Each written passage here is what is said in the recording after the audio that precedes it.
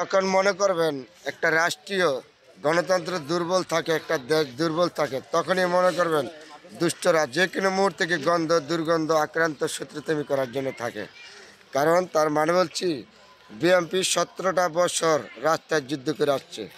তাদের যুদ্ধের মাধ্যমে তাদের জিতছে। তাদের মা হারিয়েছে, বাবা হারিয়েছে, পরিবার হারিয়েছে, আত্মীয় স্বজন হারিয়েছে। এমনকি বিএনপির নেতা নেত্রীরা ওই যাওয়ারা ঘরে ঘুমাইতে পারে নাই, দিন রাত 24 ঘন্টা যুদ্ধ করা।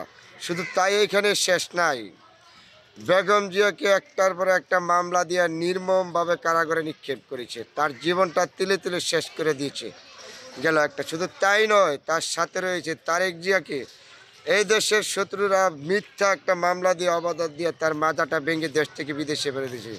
শুধু তাই না, এইখানে শেষ নাই, আরও রয়ে গেছে।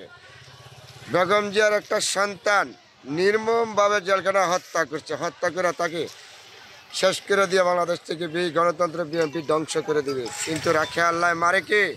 কখনো বিএনপি ধ্বংস করতে পারে নাই, আর বাকি জীবন করতে পারবে কিনা আমি জানি নাই। তারপরে জেনে রাখেন, 3500 কিলোমিটার দূরে থেকে দেশনায়ক তারেক জিয়া সাহেব এই দলটা পরিচালনা করেছে। যারা বলেন 24 আগস্টে দেশ স্বাধীন করেছিলেন, কোথায় ছিলেন?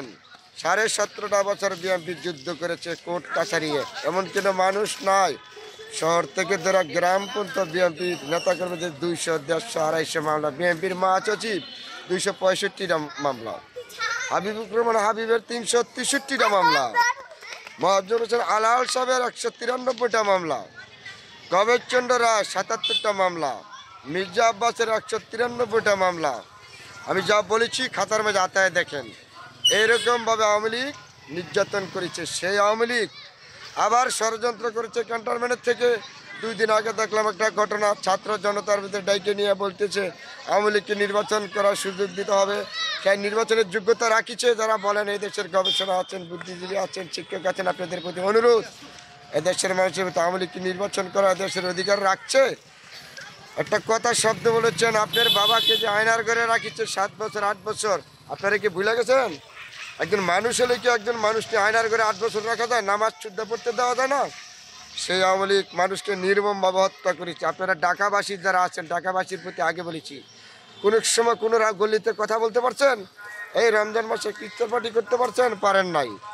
মানে এই আওয়ামী লীগ চাচ্ছিল এক একভাবে দেশ রাষ্ট্রীয় পরিচালনা করতে পারে নাই। কারণ এদেশের প্রশাসন, ডিসি, এফসি যা আছে আমলারা সম্পূর্ণ আওয়ামী লীগের পক্ষে ছিল।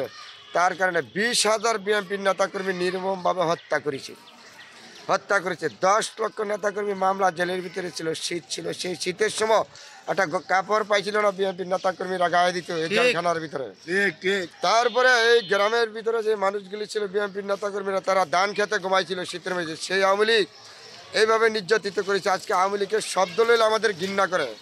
ওরা এই দেশটা আলেম সমাজ ধ্বংস করেছে, ইসলাম সমাজ ধ্বংস করেছে, গণতন্ত্র ধ্বংস করেছে, যতগুলি গণতন্ত্র প্রতিষ্ঠান ছিল সবগুলি ধ্বংস করেছে। এমন কোনো মন্ত্রণালয় নাই, এমন কোনো শাখা নাই এখানে তাকে দলীয় কারণ নাই। প্রতিটি জায়গায় তারা এইভাবে নির্মমভাবে মানুষকে ঠকেছে। এই যে একটা কথা, আমার মুখের কথা না, 3-4 দিন আগে স্বরাষ্ট্র উপদেষ্টা বলেছে, আসিফ নজরুল বলেছে 80% লোক পুলিশের মধ্যে ছাত্রলীগের। কীভাবে এদেশে সুশাসন হবে বলেন তো আপনারা? কীভাবে এদেশের সুশাসন ভালোভাবে চলবে? এমনকি তাই নয়, সেনাবাহিনীর মধ্যেও 7% আওয়ামী লীগপন্থী। তারপরে এই দেশে আজকে গণতন্ত্র ধ্বংস করছে। গণতন্ত্র উত্তোলন করার একমাত্র পথ ভোট, নির্বাচন। সেই নির্বাচনের জন্য 17টা বছর বিএনপি যুদ্ধ করে যাচ্ছে। আবারও বলেছি, তারেক জিয়ার প্রতি আমি অনুরোধ করে বলেছি, আপনার সমস্ত বাংলাদেশ নেতাকর্মীদের বলেন চোখ কান খোলা রাখতে। বিএনপির মহাসচিব সাহেব একজন সোনার মানুষ, মাটির মানুষ, ওনার নির্মমভাবে নির্যাতন করছে। আপনি চোখ কান খোলা রাখেন যাতে কোনো সময় শত্রুতামি করে আবার দেশটা বিলুপ্ত না করতে পারে। সকল নেতাকর্মীদেরকে আপনারা বলে দেন, যারা বিএনপি নীতি নির্ধারিত আছেন, স্থায়ী কমিটির সদস্যবৃন্দ আছেন, প্রতিটা মানুষের মধ্যে। কিন্তু আমি কিন্তু রাজনীতি করি নাই, আমি দেশকে ভালোবাসি, আমি দেশের পক্ষে কথা বলি, আমি আপনাদের পক্ষে কথা বলি। আমাকে কেউ কোনো রাজনৈতিক নেতা বলে মনে করবেন না। আমি দেশের জন্য কথা বলি, দেশের জন্য লেখালেখি করি, দেশের জন্য গবেষণা করি। আমি 17 বছর যুদ্ধ করে গেছি লেখালেখির মাধ্যমে। বাকি সময়টা আমি আপনাদের জন্য, দেশের জন্য আমি যুদ্ধ করে যাব। আমি সাধারণ একজন মানুষ, আমার জন্য দোয়া করবেন। আবারও বলেছি, যে কোনো রাষ্ট্রীয়, যে কোনো দেশ গণতন্ত্রের দুর্বল থাকে তখনই শত্রুরা মাথা উঁচা করে দাঁড়ায়। অতি শীঘ্রই গণতন্ত্র উদ্ধার করার ব্যবস্থা করেন। সমস্ত বিএনপি নেতাকর্মী যা আছে রাস্তাঘাটে নামিয়া এক সুরে কণ্ঠ তোলেন নির্বাচন। সবার প্রতি অনুরোধ, ভালো থাকবেন। বিএনপি স্থায়ী কমিটির সদস্য যারা আছেন, আবারও বলেছি আপনাদের প্রতি আন্তরিক অভিনন্দন, শুভেচ্ছা। 3,500 কিলোমিটার দূরে তারেক জিয়া সাহেব আছেন, আপনার প্রতি আবারও বলেছি আপনার সুস্বাস্থ্য কামনা করেছি, বেগম জিয়ার সুস্বাস্থ্য কামনা করেছি। আপনারা দেশের প্রতি আবার গুরুত্বপূর্ণ দিয়ে এগিয়ে আসেন, নাহলে আবার দেশ বিপ্লবী হয়ে যাবে। সবার প্রতি অনুরোধ, ভালো থাকবেন। আমি একজন ক্ষুদ্র মানুষ, অনেক কথা বলেছি, ভুল হলে আমাকে ক্ষমা দৃষ্টিতে দেখবেন।